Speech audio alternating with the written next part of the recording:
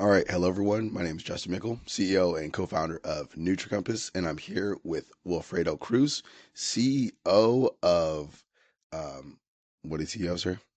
Community Resource Project. Community Resource Project. So you guys specialize a lot in terms of working with local communities in Sacramento, Yuba City, Sutter, and I believe San Joaquin, Correct. helping about 60,000 people a year, which is astounding. Honestly, that's a lot. And then your head count's like what, 110 right now? About 110 staff members. Yes, sir. That is awesome. Like, Yeah. holy crap. So, okay, like, what would be like, what's the summary of kind of your work? Where'd you start? How'd you get to this position? Yeah. So I would say, my whole life I've kind of been heading this way little by little, right? Kind of different turns in my life kept on redirecting my compass. Ultimately now I work in the underserved communities, low income communities. Yeah. Like you mentioned, those different counties. We run several programs. They are within energy, health and nutrition, and workforce development as well. So everything we're doing is basically to make the lives better of those who live, the lives of those who live in these areas better, improve their quality of life, improve health factors. So it's been a long road. I've been here for about a year now, right over a year.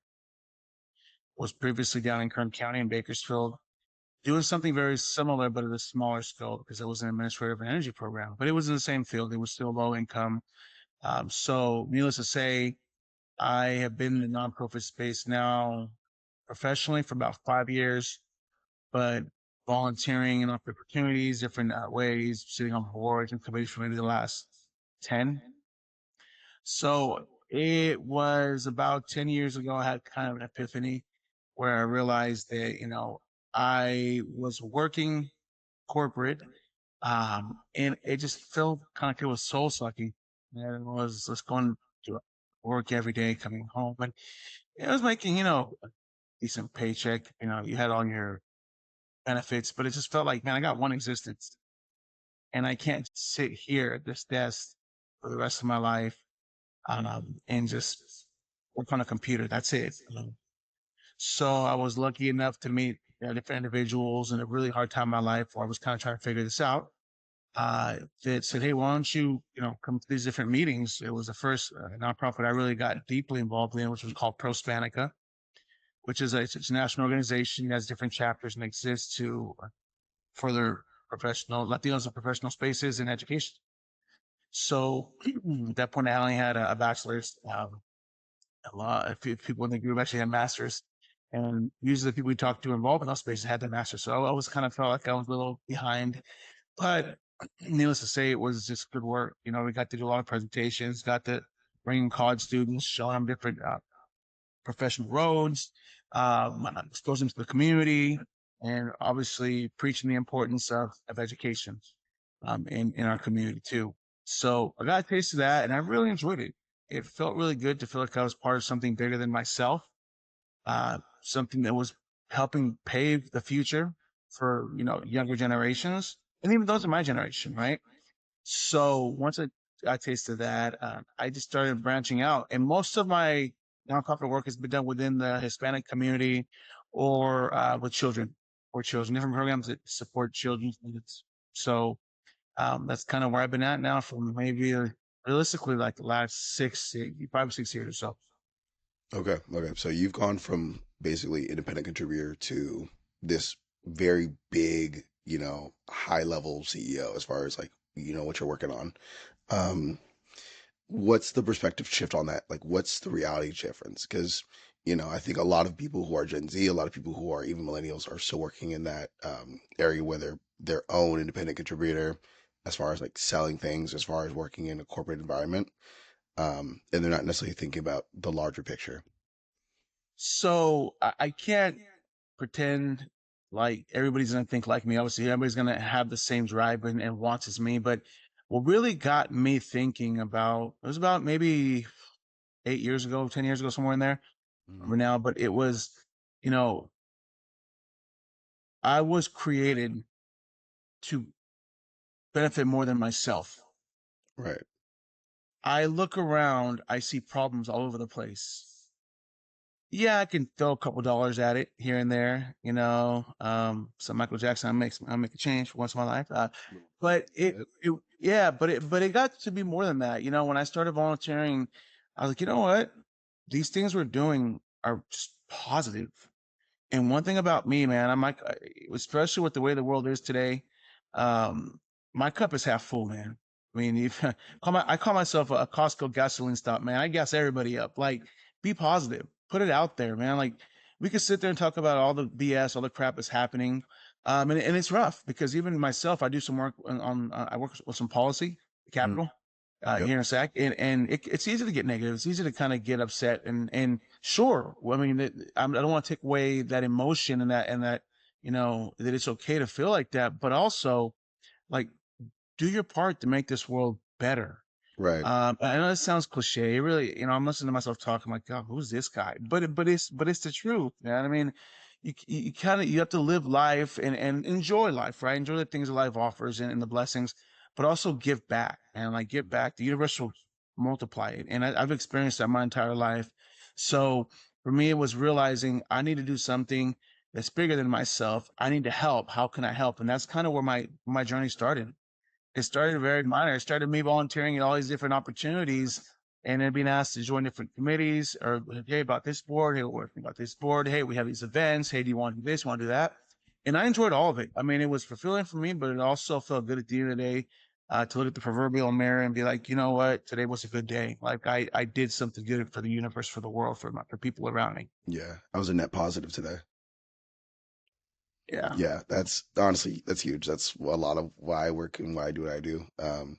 But honestly, like a lot of, like you said earlier, but a lot of that like energy, a lot of that emotional spikes, you're better off just working on solving the problem rather than worrying about the problem.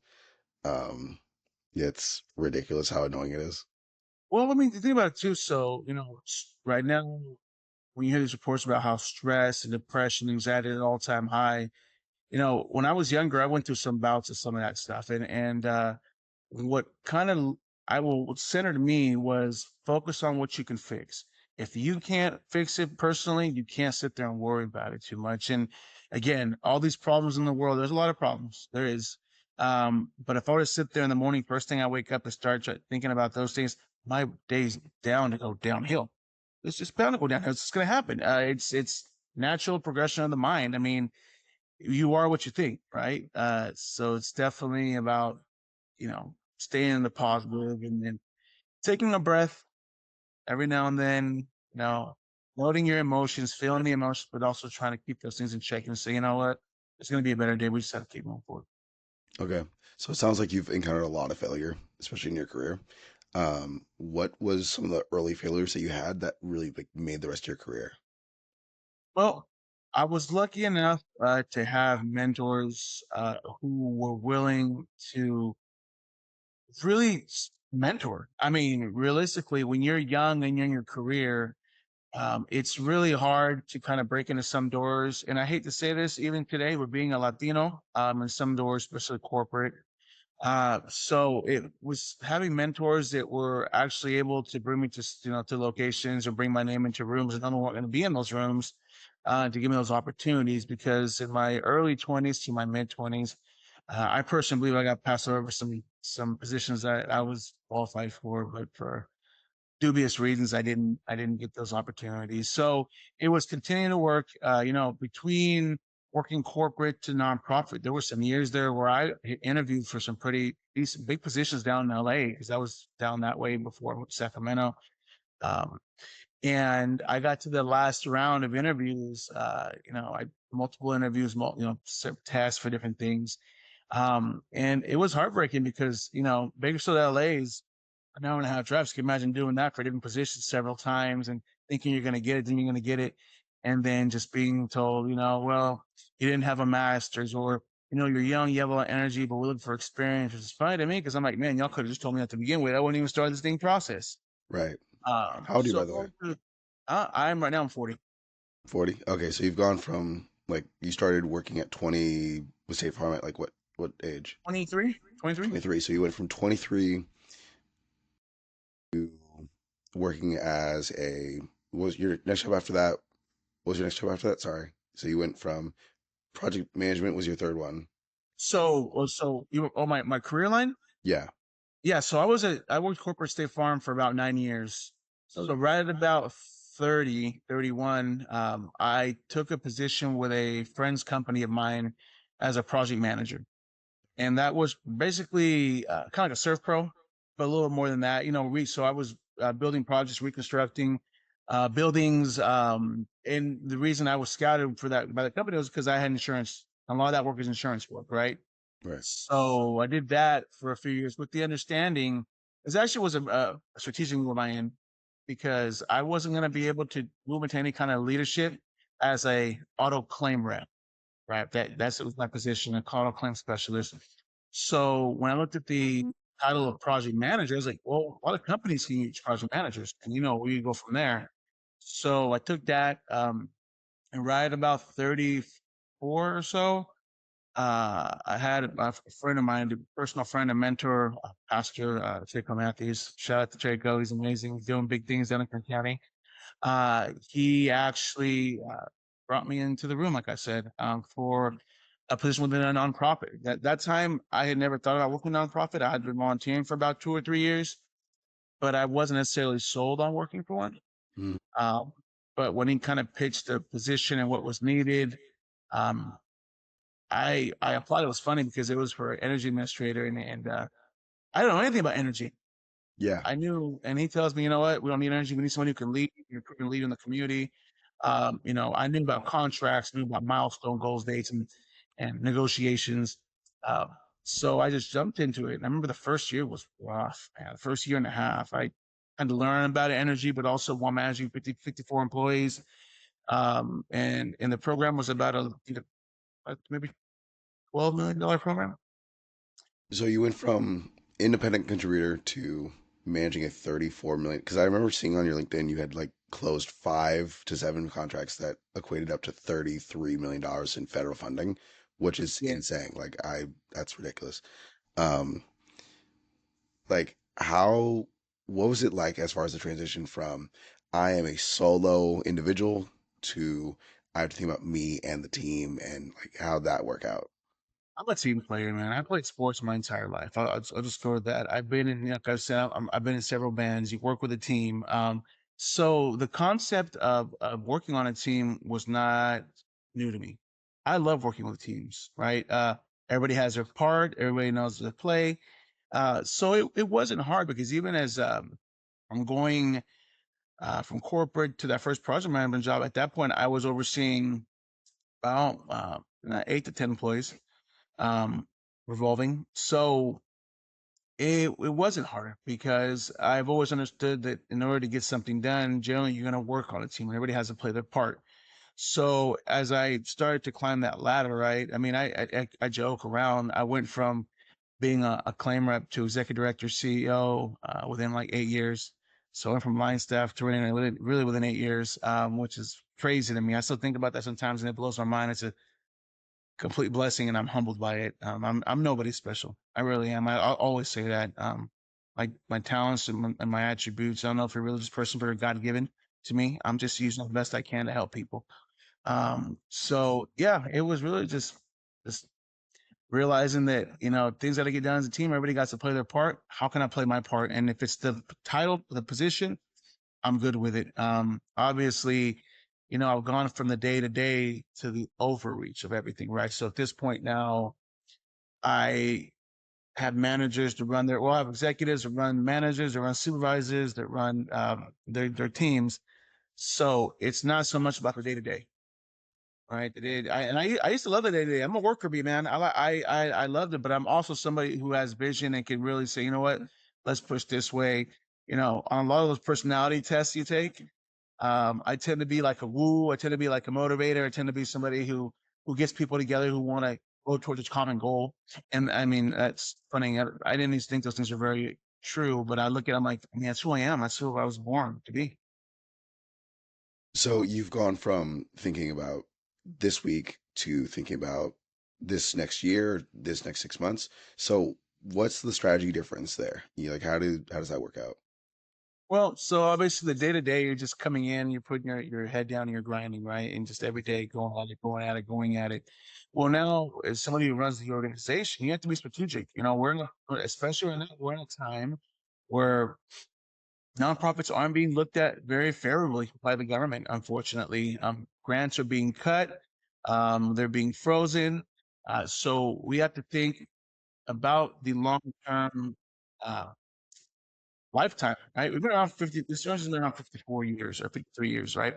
Actually, 50, 50 54 years. years as an organization is super, like, holy shit. So you've gone from Yeah. 50 years, 60,000 people annually being served, working in health, education, working in electricity, energy conservation. You guys give also like tax rebates where you work with Wix as well. It's a pretty extensive program here. Yeah, yeah, yeah. So and it's obviously like any nonprofit over the years, it's molded to its community needs. Mhm. But at the end of the day, it's also increased. I mean, I'm gonna throw it out there right now. I'm very proud of my team and my staff. I have amazing people. My executive team kills it every single day. Our WIC health team is one of the best in the state. The state is always visiting us and using us for guidance. And my energy team, man, we are one of the not top three uh, operating energy organizations in the state. So in the work that we're doing. So it's definitely and with those of mine too, nonprofit tends to burn people out. Okay. You don't see people who have long careers in nonprofit. At our nonprofit, at the Community Resource Project, we have so many people that have been there 10 years plus, 15 years plus, 20, 25 years plus. That's not common. Uh, So how do you ensure like a good culture where people actually want to stay? yeah, so definitely I feel like especially post COVID it became a very major focus in the workplace because feelings and emotions kind of got injected. And that, I mean, it's always been there, but I feel like after COVID, it became even a bigger thing. So for me, it's just making sure that from the top down, we understand what uh, we need our team to do, what are the expectations, respect for each other, conversation, having a good time is fine, but you got to get your work done. But at the end of the day, it's about creating a powerful workforce environment. And when I came in, there was some of that ethics. So obviously, again, being the person around the organization, you set the tone, you make those plans, you have your team execute, and hopefully, if you have good leaders in place, they're able to execute those plans for you. Share feedback. One of the biggest things I can say right now, and I think it's lacking, unfortunately, in a younger generation, is the ability to just communicate Yeah. and not just communicate. Talk about the hard things. Like when things pop up, we don't want those things fester. I can't tell you how many times I've had, my HR director tell me about a couple things. I'm like, you know what? Bring the staff member in. Let's have a conversation. There's the door, was it open door policy? I always say I'm a double door open policy. Tell me everything. Come through. Let's talk. Because this stems from, I mean, I've had an interesting background, gone through some trauma, nothing super major, but we've all had our own traumas and it's molded me into who I am. And one thing I've realized, I just care about people. I want people to be okay. So if that means we gotta have sit down and have a conversation, if I have to meet you where you're at, let's have that discussion. I don't like seeing people who are going through life and just don't have guidance. So if I can provide that for my staff and my team and my employees, I'm all about it. So if we're looking at, something that's actionable that, let's say someone who, maybe if you were to give advice to you on your first day of work, right? How often are you doing check-ins with staff? How often are you doing 6-month overviews? How often are you doing, like, what are some actual things that you can put in the systems to help kind of organize the chaos? So I personally lead a team of about five, 4 or 5. It's executive or it's kind of executive level, right? Staff members. I check in with them every single day. I ask them, hey, how's everything going? How can I support you now? You know, you could do the quarter check-ins, the 6-month check-ins, but I, I'm again because it wasn't that long ago that I was boots on the ground in terms of work.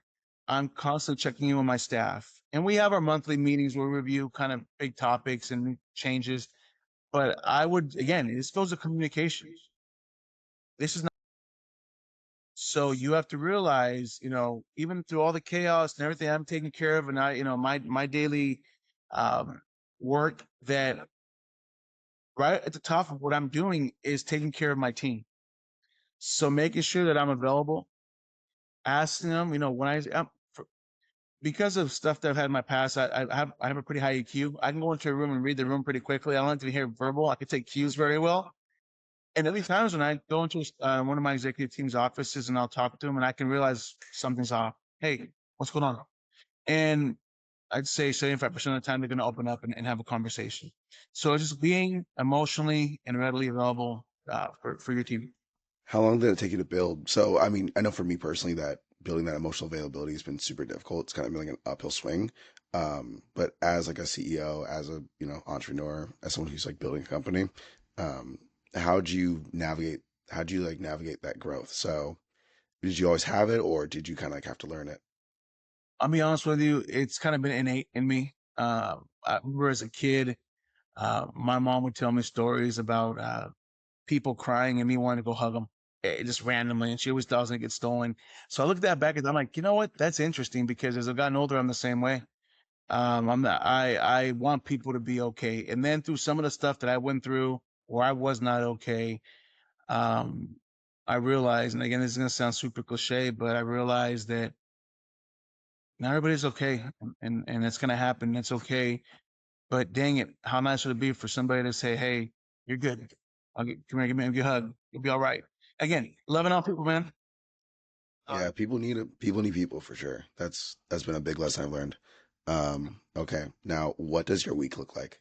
Because you work with politicians, you work with people who are making decisions, who are having bills get passed, who are having bills get denied. Like how do you manage all that stuff?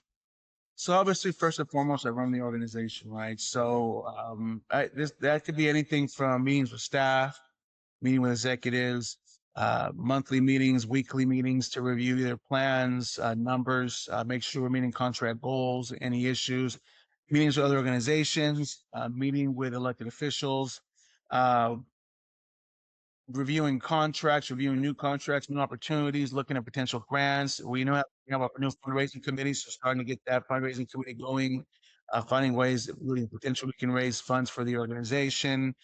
And that's just internal. That doesn't include this, obviously reviewing 120 emails a day, which cut my way from different. Yeah, I'd say I go. 120 emails. Yeah, but I mean, I'd say I receive between 90 to about 130, 140 emails a day. And I mean, to be honest, a third of them are click offs. They're just something simple. But yeah, usually I have to respond. I'd say at least half of those. So that's like what? Is that the first thing you do when you get into the office? Is you read 130 emails a day? The very first thing I do when I get on my office, I get my cup of coffee. Yeah, I would. I do a quick read on something that interests me, just kind of get my mind focused. And then after that, I talk to staff. Before I even look at emails, I check in. Everything's good. Everything's good. Staff might need me for something, might not. If they don't, I go back to my office. I look at my calendar, even though I already know what's going on. I kind of prioritize where I'm going to go look at emails, where I have to be for different meetings, because I'm also leaving the building all the time for different meetings, all kinds of different meetings, whether it's partner meetings, whether it's a meeting, whether it's a business meeting, whether it's an offsite lunch for whatever. So between all that, I organize emails. To be honest with you, I am on my emails all the time. I'll get home after the gym, have dinner, and I'm like, you know what? I'm just kind of hanging out. Let me see my emails so I can get a start on my day or finish something I was doing. So that's that. And then obviously with some of the work I do at the Capitol with policy, I have different partners who either ask me to witness or my input on certain bills. So getting involved in some of that. And yeah, other little things I might have missed, but that's the gist of a lot of the stuff that I'm running around doing. So you get in at like what time you get in? You get in at like 8, and then you leave by what time? No, it all depends. It all depends. I mean, I can get in, yeah, because of my calendar. I mean, there's days where I have to start at 8 a.m. There's days my first meeting isn't until 10. Hmm. But then there's days when I have meetings at 7 o'clock at night. Because I'm also involved in different committees. I'm on several boards as well. I'm vice president, president of different boards. So that's on top of everything else. So it's like beauty and the chaos. Now that I'm talking out loud about it, I don't really think about this.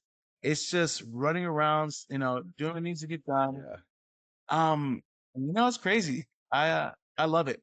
I tell people all the time, kind of, what I do, and they're like, "You're really busy." I'm like, "Yeah, but it's good. It's good busy. Like I love it. Yeah, I wouldn't change it for anything." For sure. Because you walk, it's like a revolving door. You're like, you come in, you're like, I gotta get two things, and then I'm out again. It's all Exactly. the time. So when it comes to kind of like managing this revolving door, but also having to keep communication channels open, like how do you do that? Is there a time where you're like, damn, I'm too busy to like even deal with this? Am I overwhelmed? Do you lean on staff to like help carry some of the load? Like, what do you do? So luckily, I have, like I mentioned earlier, a great executive team that often doesn't necessarily need me a lot. Uh, Obviously, when they do, I'm there. But no matter where I'm at, staff knows they can call me, they can text me. If I don't answer right there, I'm gonna get back to you within a couple minutes. Um, so it's just making sure that my staff knows where I'm at, what I'm up to, and I'm available. Obviously, if I'm at the Capitol doing stuff, I won't be available. I can text you potentially. But it's just making sure that my staff is taken care of, their needs are taken care of, so that I can have my needs taken care of. Nice. So you mentioned earlier that you're working with a bunch of community people. You're on a bunch of different boards. When it comes to like taking in all that feedback, because I'm guessing you're getting a lot of information, right? Um, how do you distill that down into the things that you can actually do as an organization to be actionable? Like, so if the community's asking for, hey, like, what's the community asking for, and then what's the organization trying to fulfill in that? So for the most part, these boards I sit on, they're directly tied with the work we do. They're in low income, they're in energy, they're serving some kind of need that we're serving in the community. So it's almost like more of like an advisor on a lot of these roles, right? So bringing back what I can when needed, or volunteering some of my team to do some of the work that's needed, because we have the expertise in certain fields. But really, it's just about realizing what I can bring back, what needs to be brought back, and what I'm just really there for, just to provide assistance and to provide my knowledge and my experiences. And Okay. So let's say that this neighborhood is having a lot of health issues, you know, do you send them like brochures? And then this neighborhood's having a lot of energy issues. Do you send them anything? Like, is there, when it comes to like managing an entire ecosystem that is a community, like, do you do stuff as a like nonprofit to kind of reach out and bridge the gaps? so we do outreach for newer programs. Unfortunately, the need is a lot more than the funding that's available. Most people know what WIC is. Most people know what LIHEAP energy programs are. So they come to us. In fact, we have to turn away uh, sometimes because we just don't have enough funding. So these programs are very well known, not just locally, but nationally. And they're always a part of national conversations and bills as well. So the only outreach we really do is for new programs. Sometimes we might get contracts from the city or another partner that wants to market whatever the program is, whatever they need us to push out. So for the most part, we don't do any outreach on our current programs because we already have enough people who know about it, where the funding is completely gobbled up by the time the contract's done. Dang. Okay. So is there ever a time like in a nonprofit journey, I'm sure money's a big thing that's contributing to decision making. Is there ever a time where you're like, the community needs over the funding, or whether the certain funding comes in, like is there ever a time where there's a conflict of interest? No, not really. The only no, I can't. I mean, a conflict of interest might be like staff member's family wanting assistance. I mean, and at that point, we have certain procedures and policies where they're in place for those things, mandated by the contract, and also make sure we want to take care of because we want to be fair, right? Nobody jump at the line. Everybody has to be taken care of the same way. If you qualify, you qualify. If you don't, you don't. Nothing changes that. So obviously, procedures are in place for a reason. Right on. I mean, that's really good too. It keeps it fair, or as fair as possible, because you know it's difficult here, especially to get funding. I have a couple questions here from people who are not in your position yet, but want to get in your position at some point. So I'm gonna ask you some questions here. Question number one: were you depressed while building up to this position? So like, as far as the climb itself, what was that like? Huh. It's interesting. So, thing I've started to notice is younger people's think that things are going to be given to them. I mean, I'm gonna be frank right now, like that you're gonna get paid a bunch of money, you're gonna do what you get to do right away out of college, or you're younger, and let's put an expectation on that right now. You're absolutely not.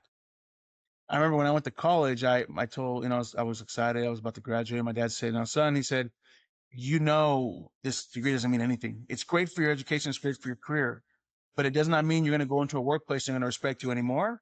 It doesn't mean you're gonna go into a workplace and they're gonna be like, we're gonna pay you more all of a sudden because you have a degree. You're gonna start at the bottom of that ladder and Mm. you're gonna have to build your way up.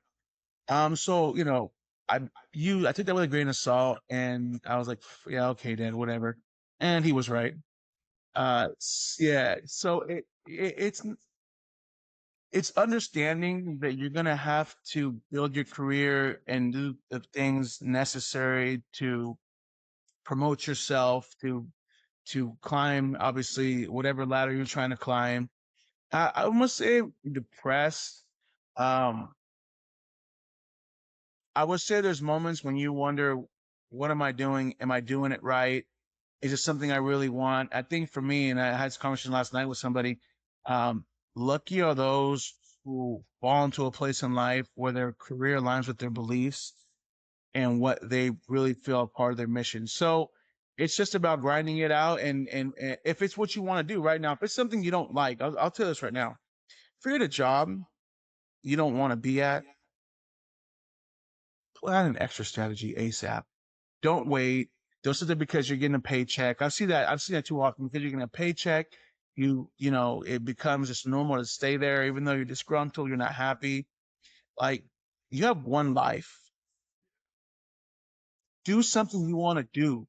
Find your passion. And I'll be honest with you, not everybody's gonna find passion in the work they do, but also don't allow it to be soul sucking, man. Like, the man's like, you're at your job at a minimum of 8 hours a day.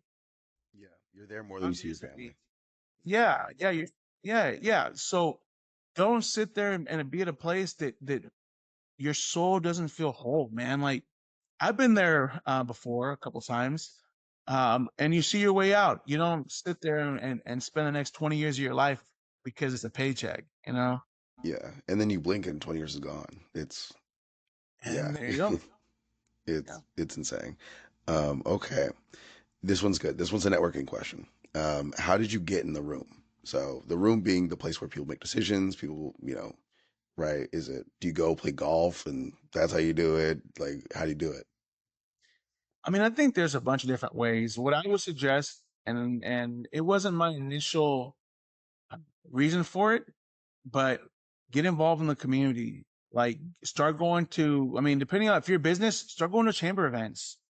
Start showing up at different networking events. 100%. I mean, and if I'm an extreme extrovert myself. I love people. I love being around people. But if you're an introvert, you're gonna have to work on that because you're gonna have to get out and talk to people. You're gonna have to, hi, my name is so and so, and pitch yourself. I mean, this world's all about marketing yourself. I mean, in work, you have to be able to speak about what you've done.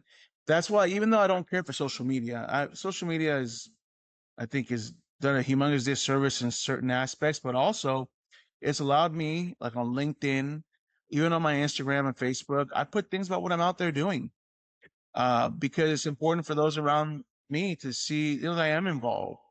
And what that creates is opportunities. Somebody might say, you know what? I have an opportunity. I saw him doing this. Let me talk to him. Or, hey, I saw this. Maybe connect me with somebody. And I mean, so I got my master's in December. I'm the director of the program. He retired this past year, but he called me a bridge builder. Nice. You connect people together, man. You meet people. I know somebody for this. Oh, and that's important, man, because then you become a go-to. And that's kind of how I built my career, man, by saying yes to all kinds of opportunities. Sometimes they might not align because I was, obviously when I was younger. Now I'm more mission aligned.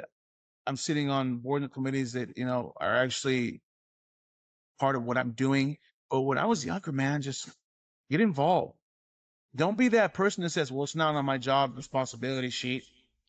Yeah, that That's a horrible attitude. no, then you don't have agency, which is kind of a it's crazy because there's a point where if you don't have agency, you're kind of forced to be ruled by the things that you signed up for. And what I've learned as far as my experience in just be entrepreneurship and all that cool stuff is you kind of suffer from not taking some of the risks, right? Like it's better to regret it later from doing the risks than to not have done it at all if it was really on your heart to do. 100%. Yeah. It's one valuable point. Don't allow yourself to 10, 20, 30 years from now saying, what if? Yeah, Man, and maybe it's because I'm led by my heart, man, but damn it. Take those opportunities. Like whether it's career, whether it's with a person, whether it's with friends, like go do it, man. Like you don't want to look back and have regrets. And luckily, I've been blessed to not have many regrets in my life. But there are certain instances where I'm like, you know what, I should have done this, I should have done that, and but it's in the past. So don't do things in your life you're gonna that you're gonna regret that you didn't do. Just go after it. right. Right on. Okay. Let's see. How do you manage your network? So you've met the people already from the rooms, from the networking events. How do you maintain that relationship? How do you keep up with them? Well, you have to realize which of your network partners are actually partners you're going to be talking to on the regular, Mhm. and which are kind of like ancillary, right? So that good to know them, but you might not necessarily be working with them all the time. And just check in from time to time. I check in with those who I actually work with those who I network, and I need to, we're going to be using their services, or for whatever reason, they're cool. Like this is a professional friend. Mm. Check in, send a text. And I'm not a big texter, but send a text, send an email. But then also understand that not everybody you meet in your network is going to be somebody you need to be in contact with, somebody you need to follow up with, because if you do that, you can go crazy. I say within a year, within a month, I meet at least 200 new people. And I got to realize these are people I need to be in contact with. These aren't, this is, and kind of compartmentalize, keep notes. But just understand that you don't have to keep in touch with everybody. And most people you meet, you're probably not going to keep in contact with for on the regular. So those that, are kind of not ancillary, but those who are, hey, we have a lot of overlap, but Yeah. we're not working each other on the day to day. Do you chat in with them like once a month or once every 6 months? What's the frequency there? I'll say once a month. Okay. Yeah, once a month. Hey, you're on my mind. Hey, I was working on this project. Hey, thinking about you. Hey, how's this so and so? Because hopefully you kind of know about each other's networks or your universe a little bit. So just check in, ask questions, and I mean it's nice, man. When I get a message randomly from somebody, I'm like, oh shit, I'm thinking about me. Hey, I'm doing good. How are you? Nice.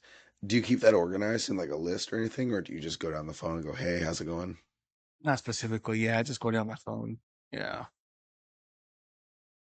Like that is, I admire that because honestly, I'm those people that have to have done something before I can come back and go, "Hey, like Oh, no, I um, sit down on my phone and just scroll like, oh, I haven't talked to them. I don't talk to them, and yeah, I don't delete text messages. So there goes that.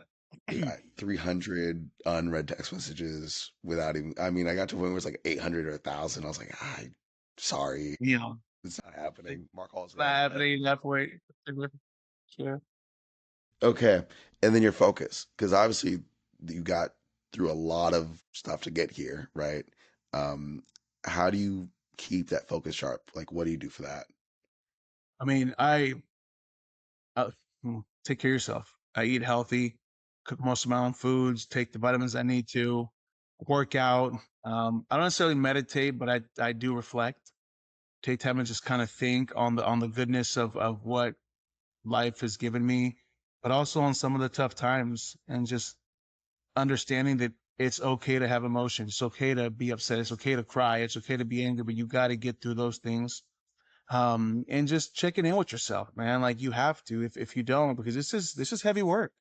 It's a Yeah. lot of work, a lot of, you know, about 10 years when I had this epiphany I was telling you about, I told myself, I don't know what's going to happen in my life, but I want to be in a position. And I kid you not, I told myself this, I want to be in a position where the things I'm doing are affecting the lives of others, with policy I'm making or decisions I'm making are affecting the lives of those in my community. I told that to myself. So to be here, like almost 10 years later, it's kind of like, whoa, I manifested it. Nice. So it's yeah. So it's just making sure that you are good with yourself, and finding ways to have healthy releases. I ain't talking about alcohol, talking about drugs. You have to have healthy ways to kind of let the frustration out. Yeah. If you could go back and give 10 years ago and give you what you say. Hmm.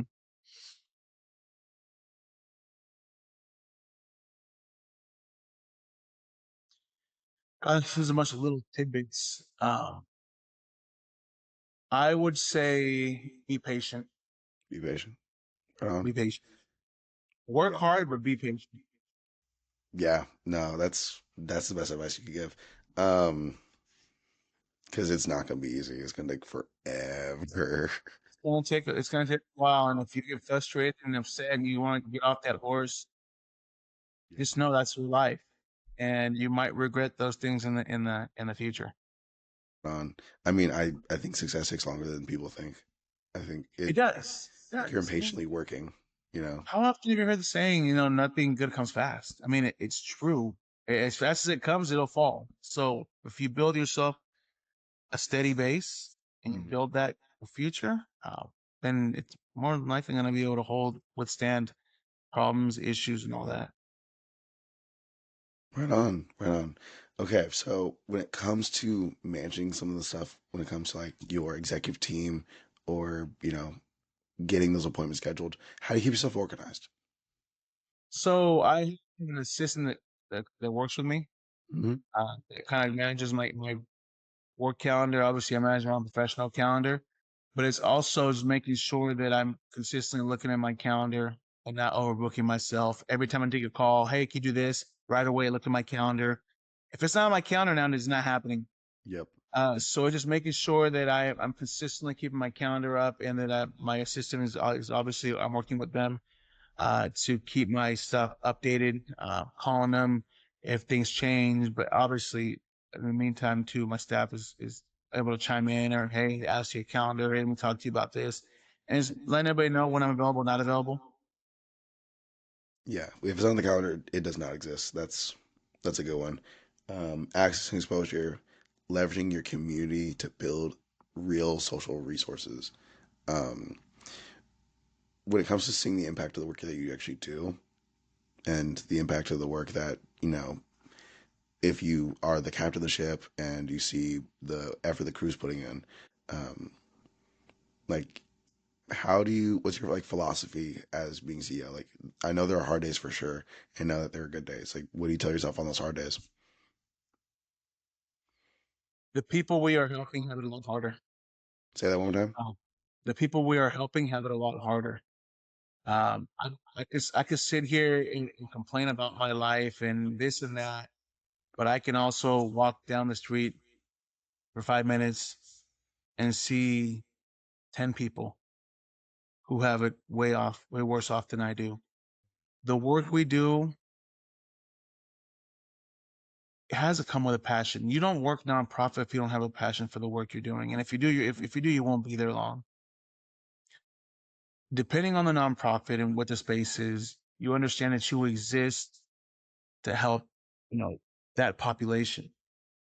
So on those hard days, I remind myself, like, I might be having a bad day, but the work we're doing help so many children, help so many pregnant mothers, help the family be able to pay an energy bill that was really high. That they were probably going to take, maybe eat less food, or they're going to maybe take less medication because they're fear of getting evicted renters, right? So it's perspective. It's perspective. It's just keeping that perspective in mind. Right on. What's like your biggest motivator? So, I mean, obviously you've done it for internal reasons and, learning how, to kind of like go to sleep proud and like fill your cup. But where, where some of the things that you're like, this is not just a benefit of what I'm doing, but um, maybe not looking for external things. Like, when is it time for you to go, hey, I've earned like my congratulations? I feel like there's some degree of, delayed gratification where it's, I've been delaying for so long that, I'm not able to like turn out and say, like, okay, I can rest, I can take a break, or I've done a thing. I don't think that exists. No, That's part of I think that's part of my competitive nature and wanting to continue to advance and do whatever I can and make the world I live in a better place. Um, I don't do good on vacations. I don't take long vacations. Um, I think that's that what I was saying about that grinding all the time. Um, but I feel like, I mean, and it's funny because there's one life to live and this and that, and I do, I do enjoy myself. My life is amazing. I'm very blessed, but it's also realizing that, you know, I feel like I've been led this way in my path by a higher power, and that these abilities and attributes and characteristics that I have can be used for the right reasons. So let me hit that lemon and squeeze as much as I can out of it. As long as I'm taking care of myself mentally, right? It's all gonna be good, man. mental's huge. I've definitely suffered my fair share of like mental breakdowns for sure. So I totally feel it. Especially when it comes to like the amount of time it takes. And you're kind of like you're mentally there already, but you're still like walking to get there. Yeah. Um, it's such a crazy juxtaposition for sure. Okay, so let's see. Managing relationships, we've already talked about that. Um, the contrast between leading and individual, we've already talked about that. Securing funding. How do you get money? So our funding, we have federal grants and state grants. So they're annual as long as elected officials approve them. Back at the Capitol. Um, so we are funded annually or every so many years. We're renewed on funding. And then obviously just new grants that come up or new programs we want to take on. We apply for those grants, but it's all in the name. It's nonprofit, right? These are all grants that we have to go after or given to us on an annual basis. Okay. As a nonprofit, and it's definitely competitive because you're writing. Are you just like, what's the process like for that? Are grant proposals and you know? So because we've operated our program so successfully, they're just renewed. If we want to go after a new grant, we do have to do write a grant. We have submit a grant proposal, and those are kind of heavy depending on what the grant is and the needs are and requirements. But we have a team that does that as well. Okay. And then for those people in the audience, what does that process look like? Well, a lot of times it's getting information. So depending on the program and what they're offering, you have to do a lot of research. You have to apply what your organization is doing, what they're planning to do, and you have to plan. You have to provide, budgets. You have to provide lists about everything that's going to be done within that program when applying. And although it might not seem like it's a lot. You have applications that are 20 or 30 pages long by the time you're done applying. Yeah, because I remember like back in college, we were talking about grants a lot and like all that stuff. You'd have to do pages and pages of writing in order to even get a glance from someone who's in charge of grants. Yep. And now with AI, we kind of have it where like it's like actually that's a good question. How do you guys interact with grant writing and AI? Like, is it a tool? Do you guys use it all or no? I mean, I personally only review the AI packets or the AA packets, the proposal packets we've written. I have a very talented person on my team who is a good writer. So I don't know if they use it per se. I've never asked, honestly. I'd be able to kind of pick it out though if it reads some of it's AI. Because keep in mind, these grant proposals tend to be highly detailed with the work you're doing. All right. So you might be able to put some information in there, but a lot of the times you're writing about your organization. How is AI going to do that without knowing specifics of all the documents that we have? So there are new guidelines out, federal and state, regarding how you can use AI in the work we're doing. But as of right now, we use it very minimally, grammarly, or to on your emails, kind of just things, but nothing system dependent. That's good. Because honestly, like my grammar's trash. So I can imagine after writing 50 pages, your grammar's gonna be, maybe some stuff's missing there too. Uh, Pretty blitz, you know. Yeah. I mean, English is not the best. It's a good language to know, but not to like have to learn. Yeah. Yeah. Okay.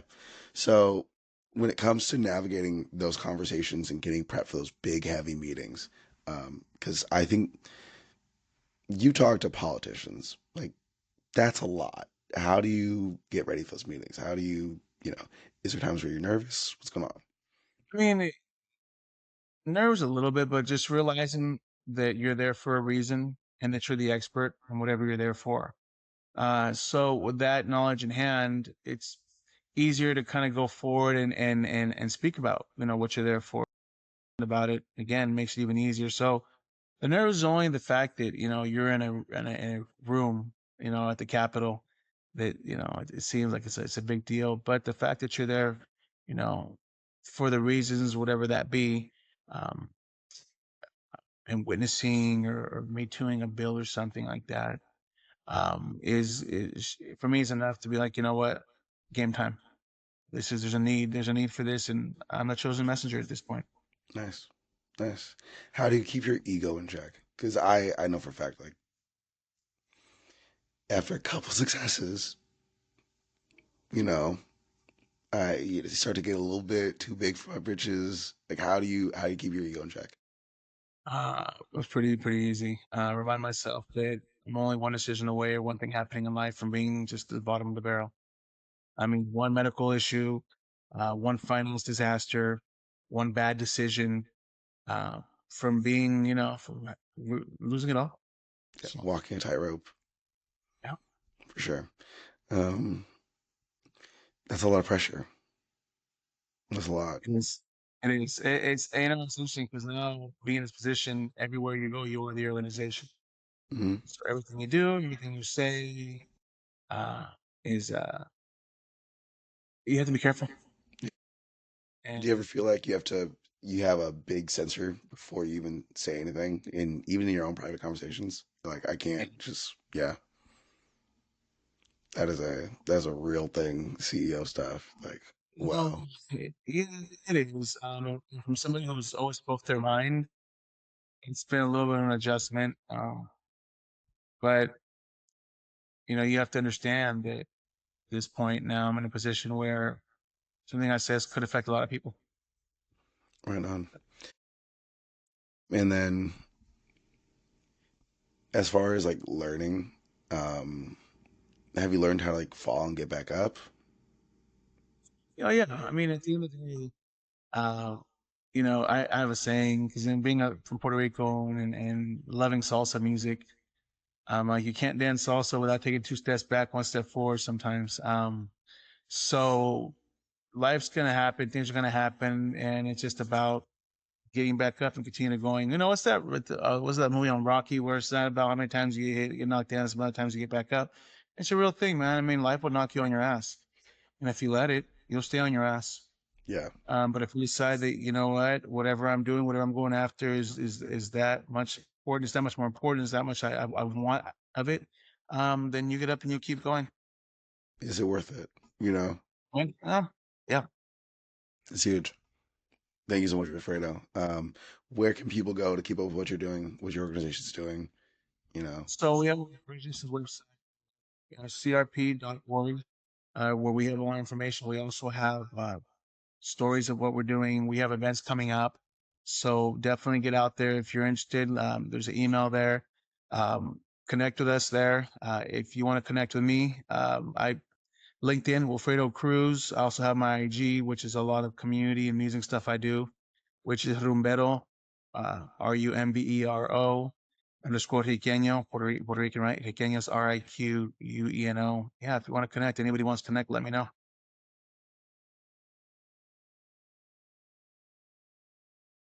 Oh, man, there's a lot of books. So it sounds cliche, man, but I really like Stephen Covey. He has a lot of books on leadership, and also anything that has to do just with building habits, man. I think that's the biggest thing. I mean, Atomic Habits. I've actually read it 3 times through. I'm actually looking at it right now because I'm about fifth of the way through it right now. nice. But I've read so many books throughout the years. I mean, Slight Advantage, Edge Advantage, which is a really good book about just every day doing a little bit better.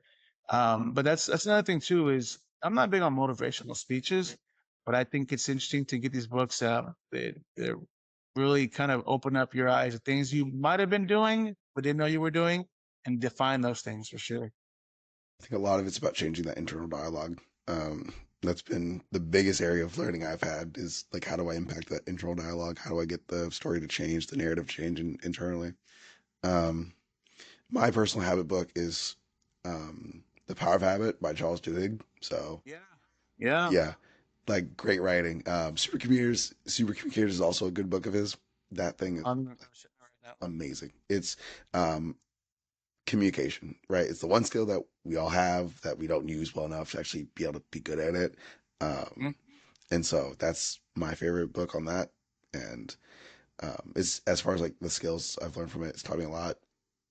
Heck, got me good enough to be able to do a podcast. So Love something it. must have worked. Yeah, for sure. For sure. That's a good one. um, okay. Any projects you're working on right now that you're super excited about? Well, I am currently working with different partners on, I mean, it's bill sessions right now at the Sacramento. So being asked to join different bills, whether it's low income or energy. So kind of preparing some witnessing statements for those coming up. So definitely that's something I'm working on. And then, we're going into our strategic planning sessions for our board here next month. So already starting to plan some of that and kind of plan out my ideas and what I'm thinking now for the organization moving forward. After or last year, this was my first year here, about a month ago. So Yeah. Year and 4 months. yeah, That's yeah, making big change. yep, yep, yeah, year and yeah, once, yeah, Yeah. We do research. We do research for the podcast. love it, I love it. That's awesome though. Thank you so much, Wilfredo, for your time. Um, Yeah. and then some of your like big energy initiatives, like I know that Sacramento's starting to grow a lot more as far as how to work with energy, how to lower that carbon neutral blueprint. Um, what's Community Resource Project doing for that? So, a lot of the big thing right now is electrification of homes, is getting away from gas. So getting involved in some of that, talking about like uh, water heat pumps, things like that, and those kind of appliances that no longer use gas is becoming very big, especially with an addition like SMUD, which is amazing here in Sacramento County. We could definitely take advantage of those lower rates and get off of gas. I mean, right? It's been proven that it's not good for the environment. It's not good for the air we breathe. It's not healthy for those living in the home. So the newer contract taking on definitely center around that kind of work. And Right. obviously, too, the workforce we're doing to development is all about trying to create obviously jobs in the green space as well. That's good. Are you guys doing anything for apartment living? Because I know that how like home ownership's going down, but Yeah, we do. All our contracts are for renters or owners. nice, nice. It's cool. Community Resource Project doing good work. Yes, All right. sir. Well, thanks so much, Wilfredo. Any questions before we call it, or Nothing at all. Just gotta get started by the work day. I have some business meetings I have to get to right now. nice? All right. Well, thanks so much for your time. Really appreciate you. You too. Take care, Justin. All right. Appreciate you. Bye. Take care, too. Bye.